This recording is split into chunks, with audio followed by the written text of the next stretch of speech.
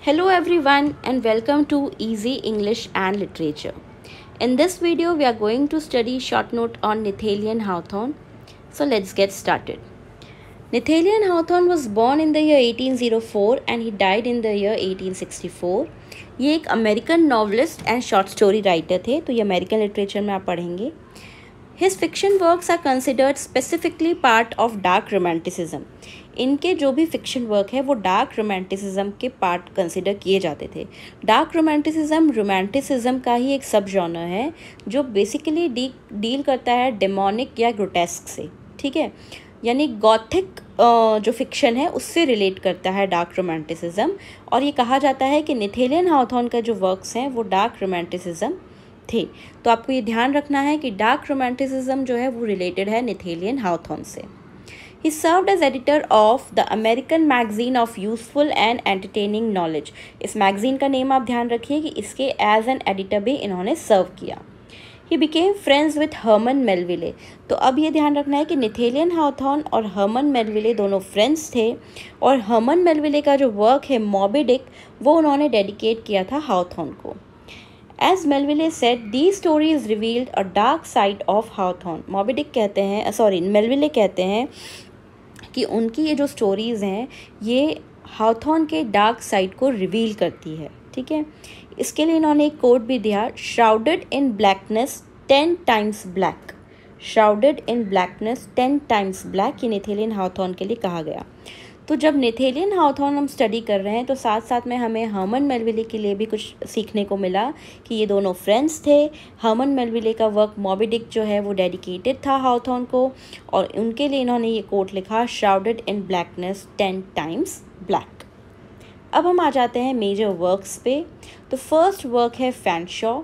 फैनशॉ जो है वो फर्स्ट वर्क था, फर्स्ट नॉवल था हावथॉर्न को and he tried to suppress it. ठीक है, और हावथॉर्न के हिसाब से ना ये वर्क कुछ ज़्यादा अच्छा नहीं था और इससे इसका इमेज भी ख़राब हो सकता था. मतलब एज अ राइटर उसकी शुरुआत अच्छी नहीं होती, इसलिए बहुत कोशिश की गई इस वर्क को सप्रेस करने के लिए. ओके, बट उनका फर्स्ट वर्क जो कंसिडर किया जाता है वो है Fanshawe. Next work is the Blithedale Romance. The Blithedale Romance के लिए आपको ये जानना ज़रूरी है कि ये ही एक अकेला ऐसा वर्क था जो फर्स्ट पर्सन में लिखा गया. ब्लिथेडेल जो है एक यूटोपियन कम्युनिटी है. ओके, यूटोपिया है मतलब इमेजिनरी. ओके, यूटोपियन कम्युनिटी है और जो प्रोटोगोनिस्ट है उनका नेम है माइल्स कोवरडेल. हेनरी जेम्स ने इस वर्क के लिए कहा, द ब्लिथेडेल रोमांस के लिए कहा, the lightest, the brightest, the loveliest of Hawthorne's unhumorous fiction. ठीक है, हावथॉर्न का अनह्यूमरस फिक्शन. तो आपको ब्लिथेडेल रोमांस में 3 चीज़ें ध्यान रखनी है. फर्स्ट कि ये फर्स्ट पर्सन में लिखा गया ओनली वर्क है. सेकेंड, ब्लिथेडेल जो है एक यूटोपियन कम्युनिटी है. और थर्ड, हेनरी जेम्स ने इस वर्क के लिए क्या कहा, the lightest, the brightest, the loveliest of Hawthorne's unhumorous fiction. Next work is the house of 7 gables. अब यहाँ पे आप ये ध्यान रखिए कि इसकी स्टोरी लाइन अगर आपको नहीं भी पता है then it's okay, but 2 important लोगों ने इस वर्क के लिए जो कहा वो आपको ध्यान होना ज़रूरी है. सबसे पहले तो द हाउस ऑफ 7 गैबल्स जो है एक गॉथिक नॉवल है. हम पहले ही पढ़ चुके हैं कि इसे डार्क रोमांटिसिज्म से रिलेट करते थे, तो ये एक गॉथिक नॉवल है. अब H.P. लवक्राफ्ट ने कहा, New England's greatest contribution to weird literature. ठीक है, कि वियर्ड लिटरेचर में जो ग्रेटेस्ट कॉन्ट्रीब्यूशन है न्यू इंग्लैंड का वो है द हाउस ऑफ 7 गैबल्स. लिखा गया इसके लिए इन्होंने लिखा कि in his work super natural horror in literature. ठीक है, कि लिटरेचर में जो सुपर नेचुरल हॉरर है वो इस वर्क में दिखाया गया है. सेकेंड, जेम्स रसेल लोवेल ने कहा, it was better than the Scarlet Letter. Scarlet Letter भी नेथेनियल हावथॉर्न का वर्क है, ये उनका मैग्नस ओपस है. इसी के लिए बेसिकली नेथेनियल हावथॉर्न को बहुत ज़्यादा जाना गया. ठीक है, पॉपुलैरिटी स्कारलेट लेटर ने ही दिलाई. मगर रसेल कहते हैं कि ये जो वर्क है द हाउस ऑफ 7 गैबल्स ये स्कारलेट लेटर से भी बेटर है. The most valuable contribution to New England history that has been made. ठीक है, ये मोस्ट वैल्यूएबल कॉन्ट्रीब्यूशन है to New England history that has been made. तो द हाउस ऑफ 7 गैबल्स की स्टोरी देखने की आपको ज़रूरत नहीं है, आपको पता होना चाहिए कि ये गॉथिक नॉवल है और लवक्राफ्ट ने क्या कहा इस नॉवल के बारे में और रसेल ने क्या कहा इस नॉवल के बारे में. Next work is the Scarlet Letter. Now the Scarlet Letter is the most important work. ये मैग्नस ओपस है हावथॉर्न का. इस वर्क से हाउथॉर्न को बहुत ज़्यादा पॉपुलैरिटी मिला, नेम फेम मिला। स्कारलेट लेटर की जो स्टोरी लाइन है वो आपको पता होनी बहुत ज़रूरी है, इम्पॉर्टेंट वर्क है, आपको अच्छे से स्टडी करना है।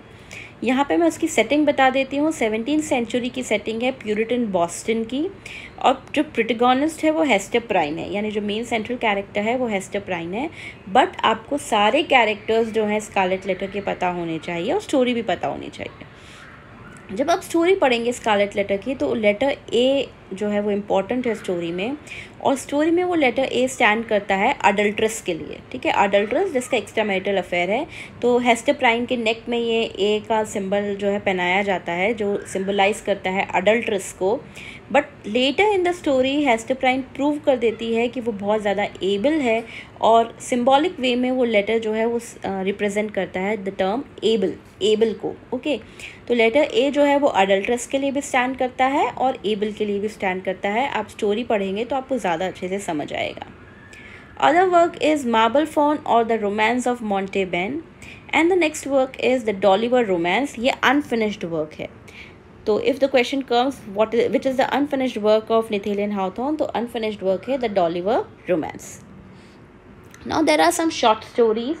ट्वाइस टोल्ड टेल्स जो है ना, ये बहुत सारी शॉर्ट स्टोरीज़ का कलेक्शन है जो अलग अलग पीरियोडिकल्स में पब्लिश हुई। ओके, तो twice told tales collection of several short stories published in various periodical.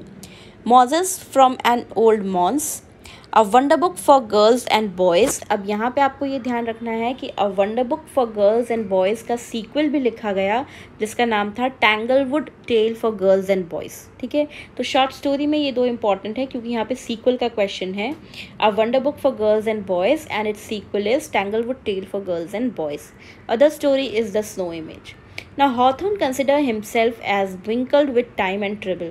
तो अब आपको ये भी ध्यान रखना है कि who considered himself as winkled with time and trouble, तो he is Nathaniel Hawthorne. Quote आप ध्यान रखिए, winkled with time and trouble. His later writings reflects negative view of transcendentalist movement. ठीक है, तो नेथेलियन हाउथॉर्न की जो लेटर राइटिंग्स हैं, जो बाद की राइटिंग्स हैं, वो ट्रांसडेंटलिस्ट मूवमेंट के नेगेटिव व्यू को प्रेजेंट करती है। तो जहाँ हम डार्क रोमांटिसिज्म से हाउथॉर्न को रिलेट करते हैं, वही हम ट्रांसडेंटलिस्ट मूवमेंट से भी रिलेट करते हैं कि उस मूवमेंट का नेगेटिव व्यू जो है हाउथॉर्न प्रेजेंट करते थे। Nathaniel Hawthorne is regarded as the master of human psychology. Who is regarded as the master of human psychology? Nathaniel Hawthorne. तो आपको ध्यान रखना है कि Hawthorne is regarded as the master of human psychology.